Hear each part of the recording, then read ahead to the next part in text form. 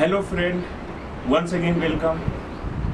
आज हम income tax देखने जा रहे हैं और यहाँ हम लोग सीखेंगे इनकम टैक्स में बहुत सारे रूल, साथ ही साथ इनकम टैक्स में इसके लॉ को जानेंगे और इसका प्रैक्टिस हम लोग सीखेंगे किस प्रकार से करना चाहिए।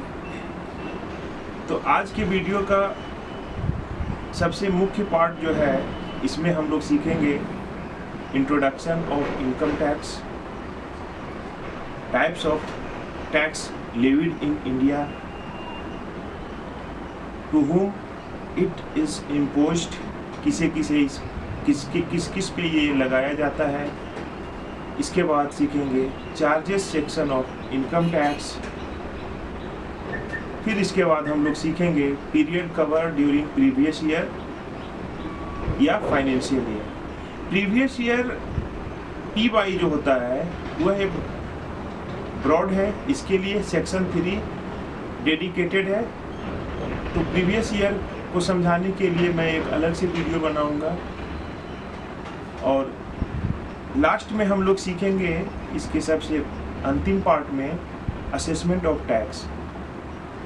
रिटर्न फाइल करने के बाद जब हम लोग वेरीफाई कर लेते हैं और फाइनली सबमिट कर देते हैं, तो वहाँ पे अपना इनकम टैक्स का में अपना इंडिविजुअली काम खत्म हो जाता है और इनकम टैक्स डिपार्टमेंट का वहाँ से शुरू हो जाता है।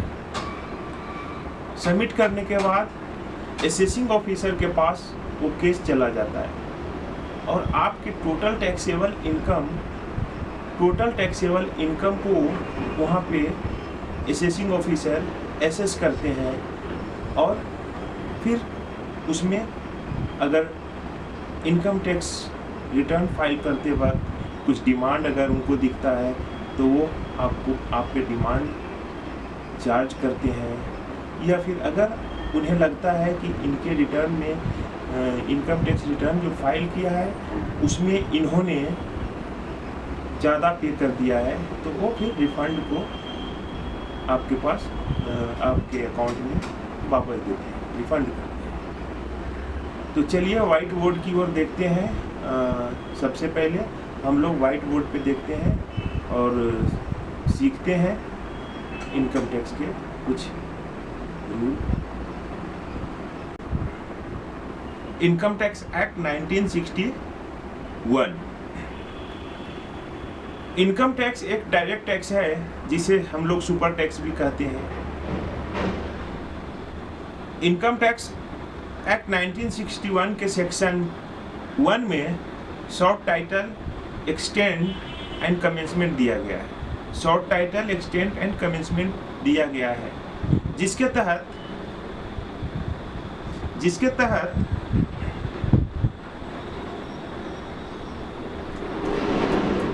This act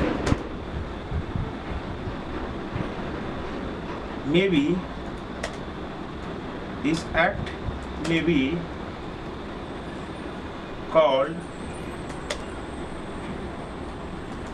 the Income Tax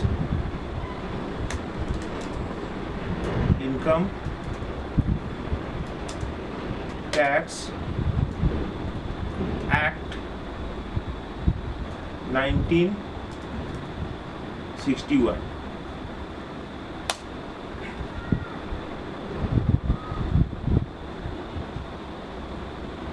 section 1 के तहत शॉर्ट टाइटल दिया गया है, जिसके तहत यह दिस एक्ट में be called the income tax act 1961 and it extends to the whole of India.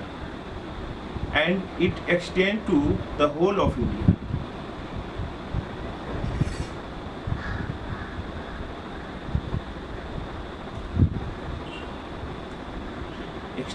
whole of India.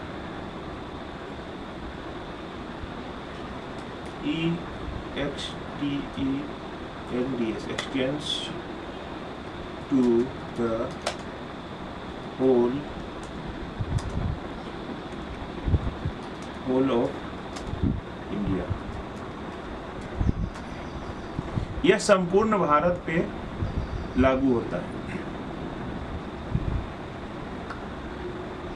और साथ ही साथ save as otherwise provided in this act it shall come into force on the first day of April 1962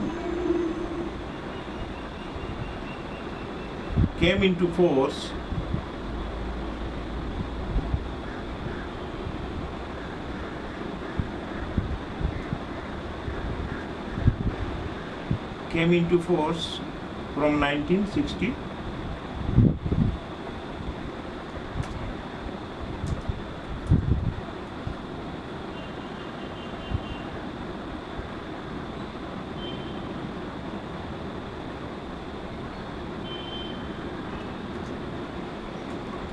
with effect from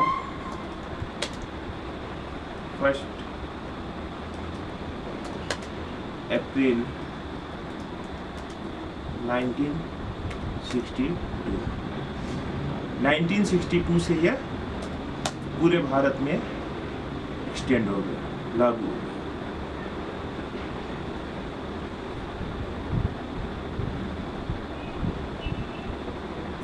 section 2 में बहुत सारे definition दी गई है। Definition काफ़ी लेंदी है और लगभग सभी डेफिनेशन को कवर करना इस वीडियो में संभव नहीं है, तो इसके लिए एक अलग से डेडिकेटेड वीडियो बनाऊंगा जिसमें मोस्ट इम्पोर्टेंट जो भी डेफिनेशन है वो मैं आपको समझाऊंगा और लगभग सभी डेफिनेशन को ब्रीफली मैं एक्सप्लेन करूंगा। नेक्स्ट जो है सेक्शन 3।